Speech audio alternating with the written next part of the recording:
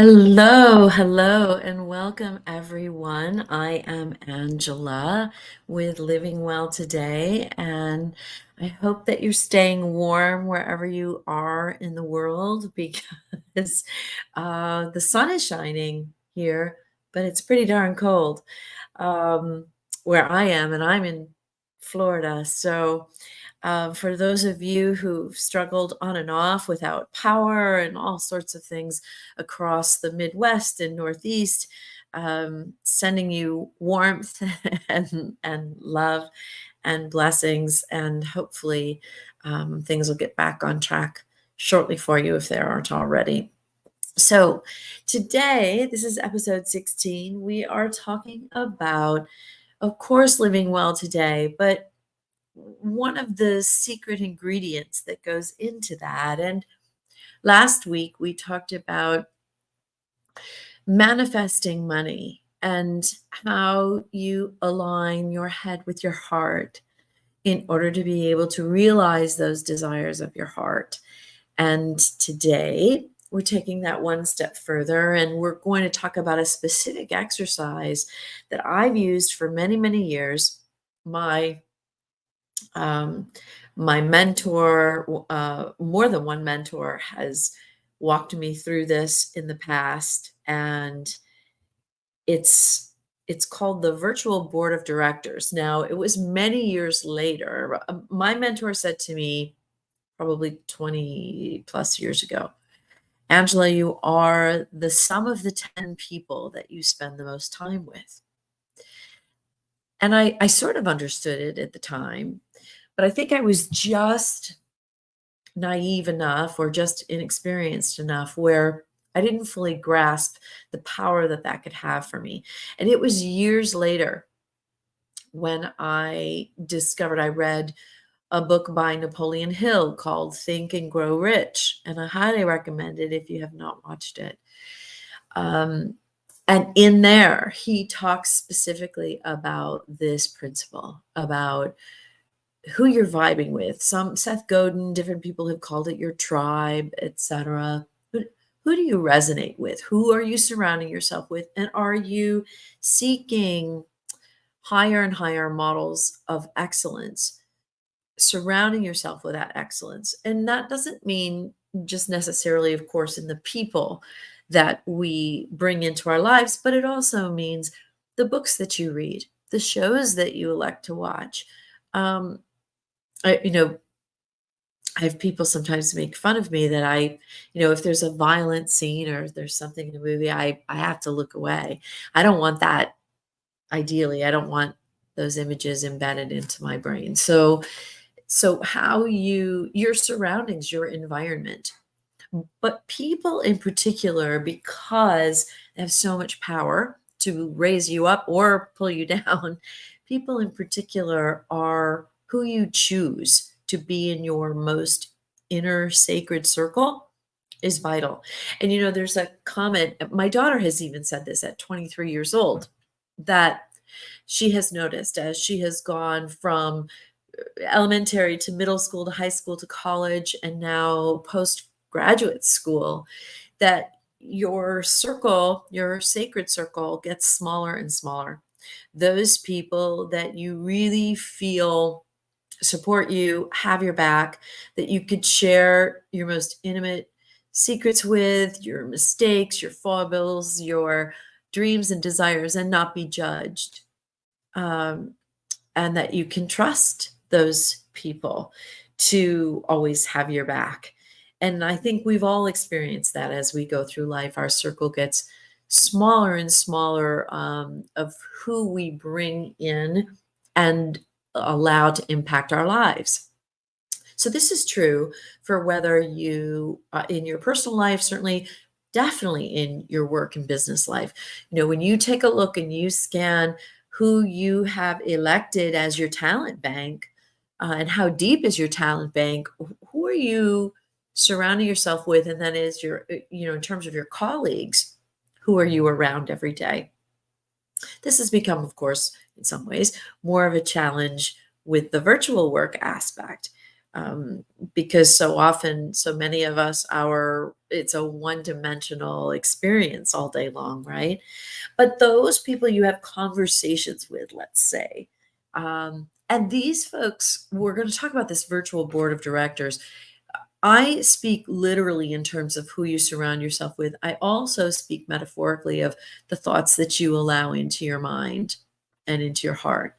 Because if you are reading material or watching material or doing video games or on your cell phone on social media, etc., and the content that you are continually taking in is a very low vibration, I would call it low vibration content, but questionable content that's not empowering, not helping you feel more resourceful.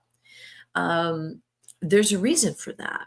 And of course, we've talked many times, and if you understand manifestation, abundance, etc., you understand that um, the that everything is a frequency, that everything is energy, and that we're all flying high or flying low or wherever we're at on that spectrum every day.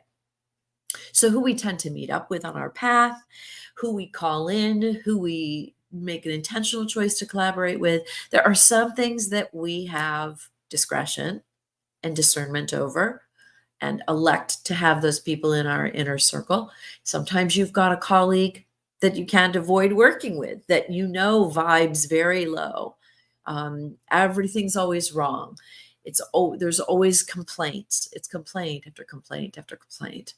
It's glass half empty or empty altogether.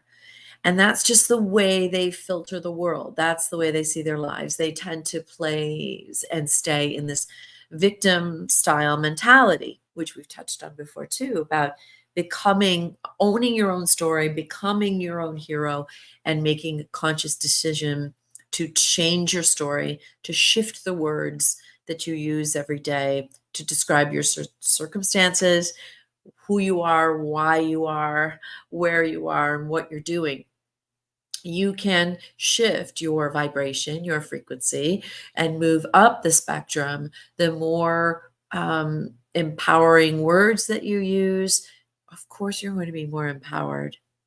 Of course, you are. It's all connected. Yes. So let's talk about the virtual board of directors. So, again, this is not my concept. It's simply a concept that I have utilized for a very, very long time and that I highly recommend because, as Napoleon Hill says in his book, to imagine that your perspective is the only perspective is, not only completely egocentric and narcissistic, it's foolhardy. So we'll talk in a little bit about something I also call the Peter principle of as you move up and how you are become actually people tend to get more and more inept, further and further away from the role that they really understood.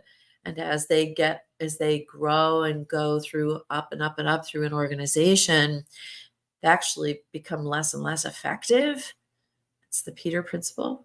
So there's a different principle. And this is what I think about when I select my virtual board of directors. I learned this principle from a master in marketing and advertising, David Ogilvy. And Ogilvy says, and I probably read this 30 years ago, Ogilvy subscribed to what he called, when he was hiring and how he chose to surround himself, the people he chose to surround himself with in other leadership roles within his ad agency, etc., was the Russian doll theory, which is that you find people bigger than you. And as you find people bigger than you intellectually, artistically, in whatever niche, right? In every venue, each of us have our own forte, of course. And we're constantly mastering that and honing that and evolving that. But the idea is that if you select JFK, had this same principle: surround yourself with brilliant people. and you become more brilliant.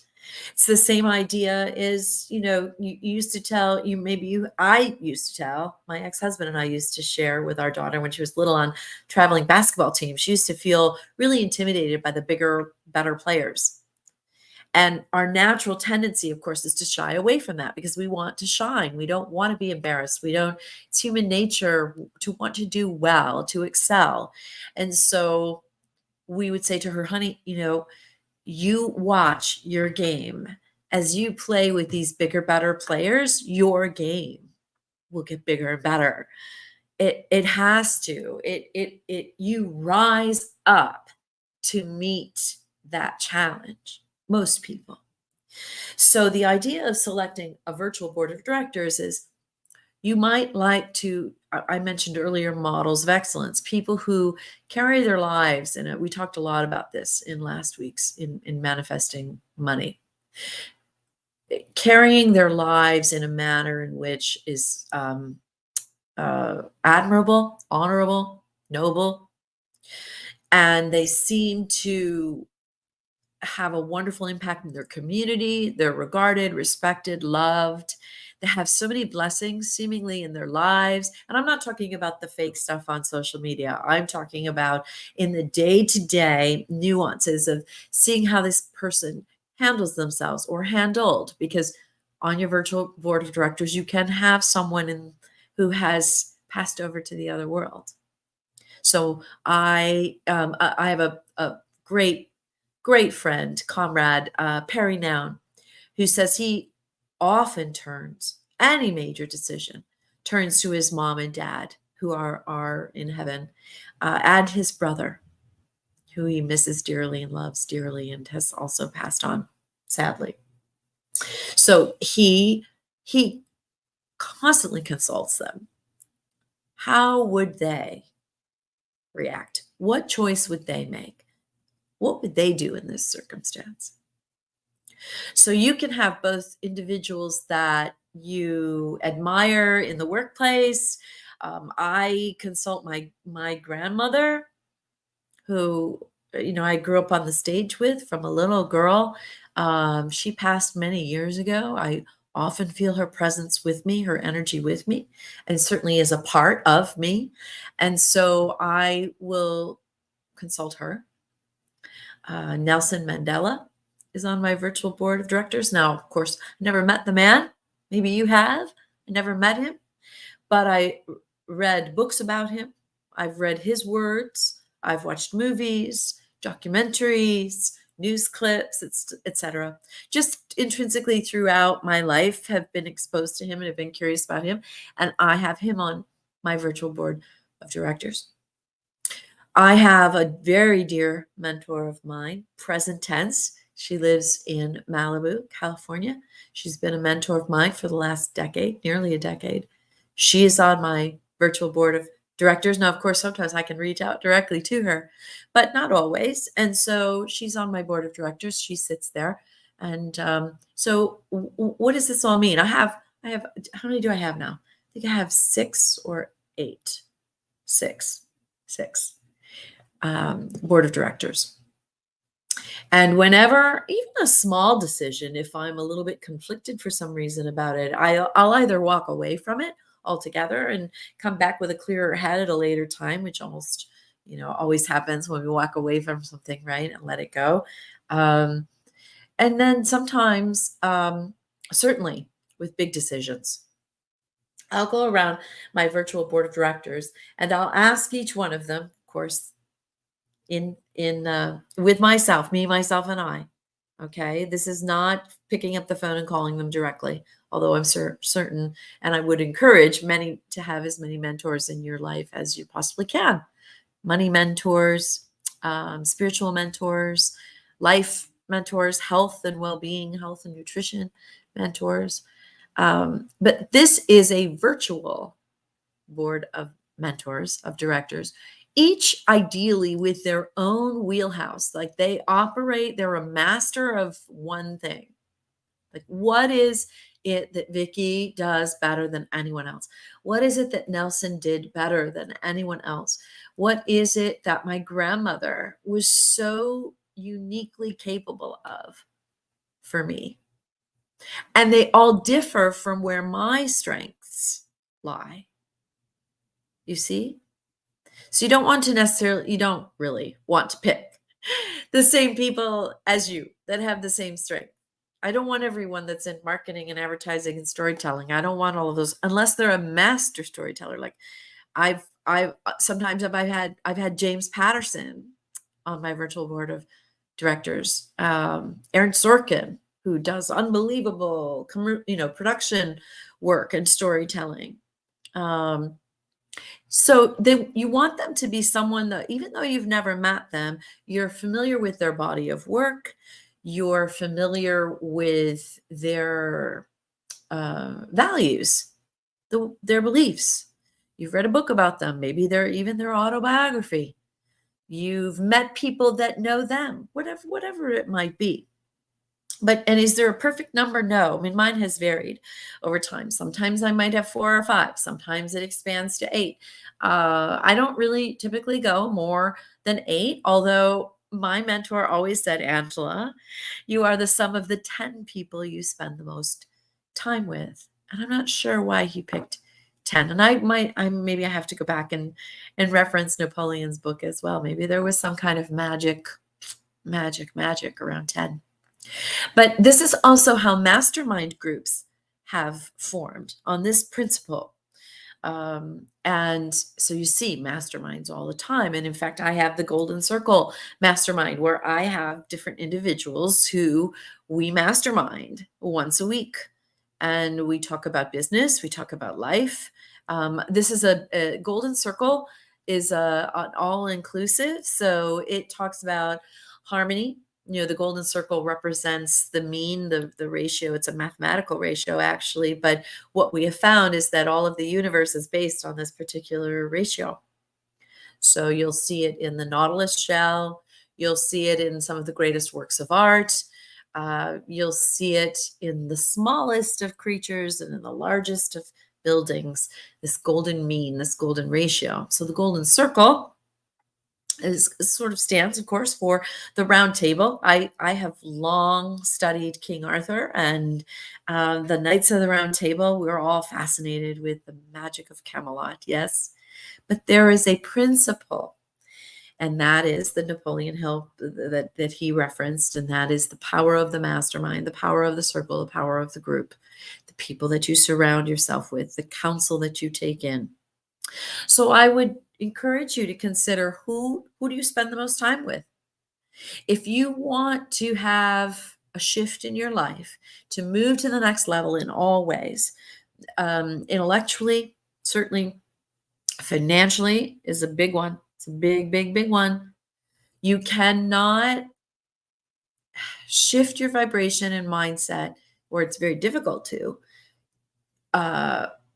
into a place of greater prosperity financially. And money is an energy just like everything else. It just so happens that we predominantly utilize that money. Money is our form of exchange of energy for goods and services in this world.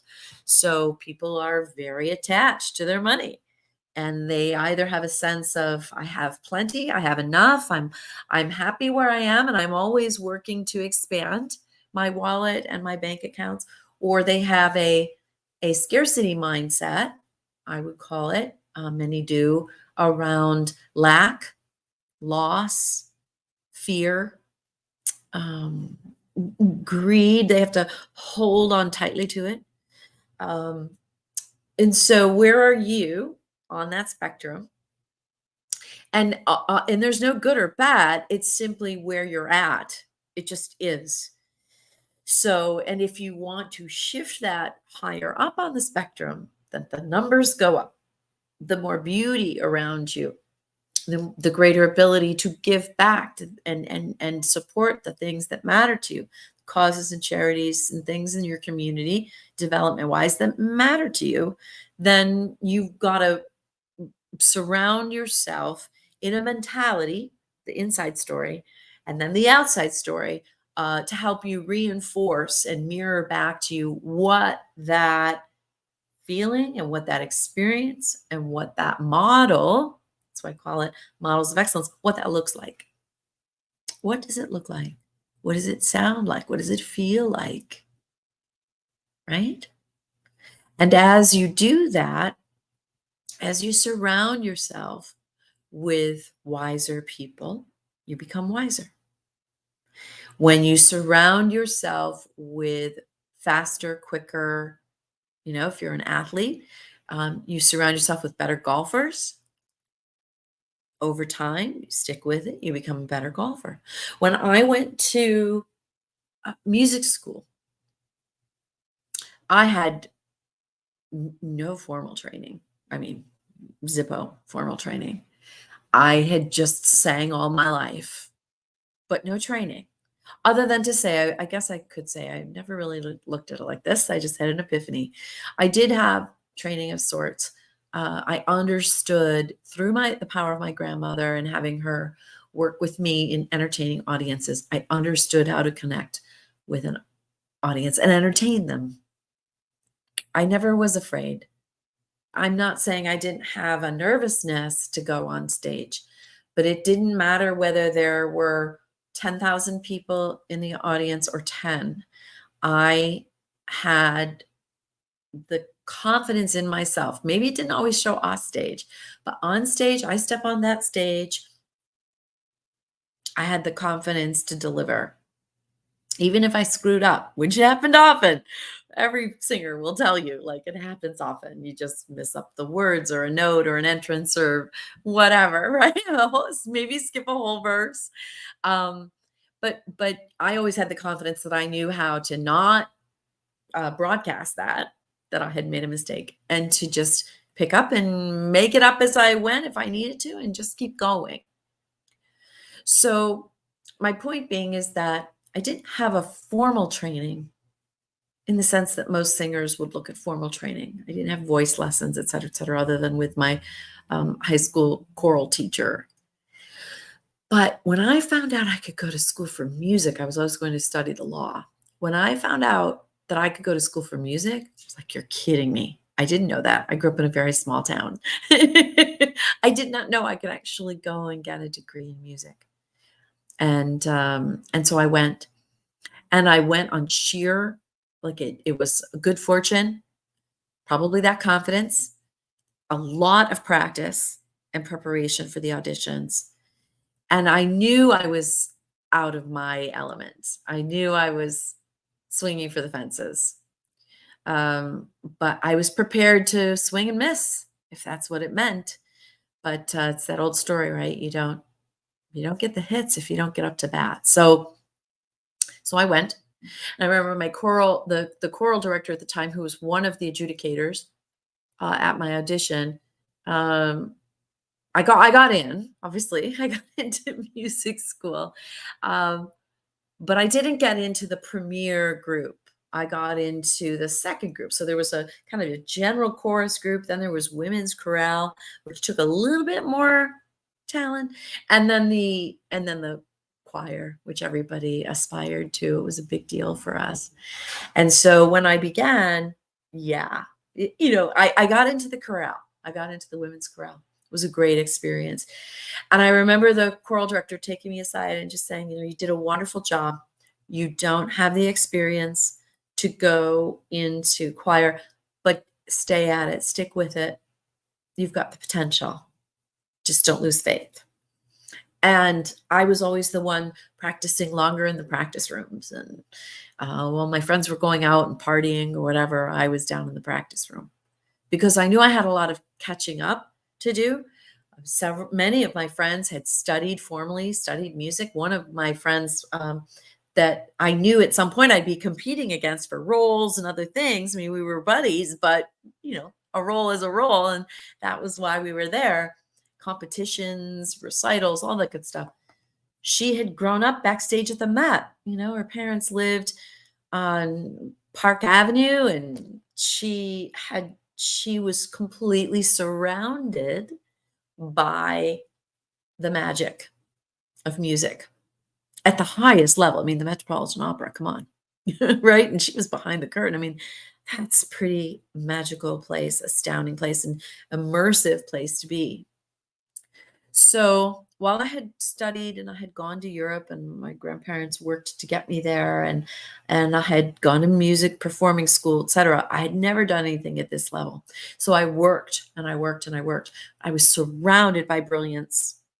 I was surrounded by hungry people who were aspiring to be more complete as a performer, to be more of a master at what they did. They aspired to that and they worked for it. They understood, like a muscle, like becoming an athlete, like learning golf, like doing anything. If you're going to be a master, and if you're going to be great at it, you've got to practice. You've got to practice and master that.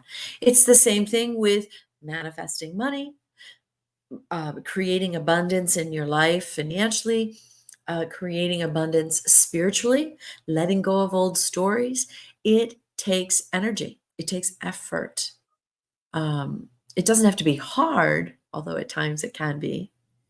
It really is the commitment, and this is my word for 2024, commitment. It's a commitment to wanting it, to understanding your role, to agreeing to partner with God and the universe and your mentors to help you get there. I have a testimonial from a client that said about working with me for the last 20 years, success is never a solo act. Success is never a solo act. It is only achieved by the efforts of many. And sometimes when folks, they have some tremendous success with some of these influencers on social media, et cetera. When they have that tremendous success, they can tend to start to get more and more myopic and self-focused in a way that, because self-focused is good, but when you are self-focused thinking you don't need others to support you, that you have all the answers, that you can get it done, and you're the only one who can get it done, that's when you start to get into trouble and maybe wobble and maybe even fall off the wall. So, which is okay. It's all good. It's all part of the lessons, right? Just saying that it doesn't necessarily have to be to the point where you trip and fall. You can be mindful about understanding that who you surround yourself with, who you select as your innermost sacred circle matters. And that as you go around, once you've established your virtual board of directors, as you go around that proverbial round table, you would say to this person, what would you do? How do you think I should respond? What decision would you make? I've got to take a sip here, sorry. Would you turn left or right? How would you negotiate this? And then you just boom, boom, boom, you go around the table. Now you understand because you're understanding who you selected to put on your board in the first place, you understand their strengths. So of course you wouldn't necessarily someone who's you picked them to be on your board because this is their strength. You wouldn't necessarily go to them on every single question.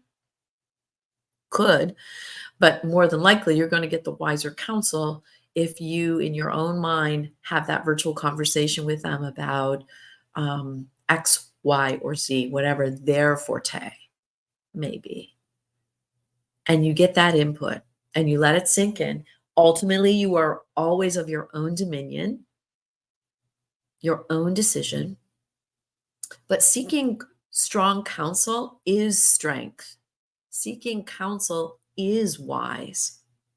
And the finest leaders do this. The finest leaders surround themselves with brilliant people because they know they don't know it all. They know their brilliance and they know their lane, and they predominantly stay in that lane. Now, of course, as a CEO, as a business owner, you've got to have competence. You don't just turn over the books to your CFO and you have no idea you want to have competence in those areas and capabilities, but that is not your charge. Your charge as a CEO, of course, is to have the 30,000-foot view and to ensure that you've picked the right people to put around the table to get the job done. whatever the job may be. So I hope that this has proven to be insightful, a good exercise. It's a solid exercise, and I promise you, when you implement it, it's fun. First of all, thinking about the people that you so regard and that you would love. I mean, and love to be able to have a conversation with them about their wisdom, their life experience, their work experience.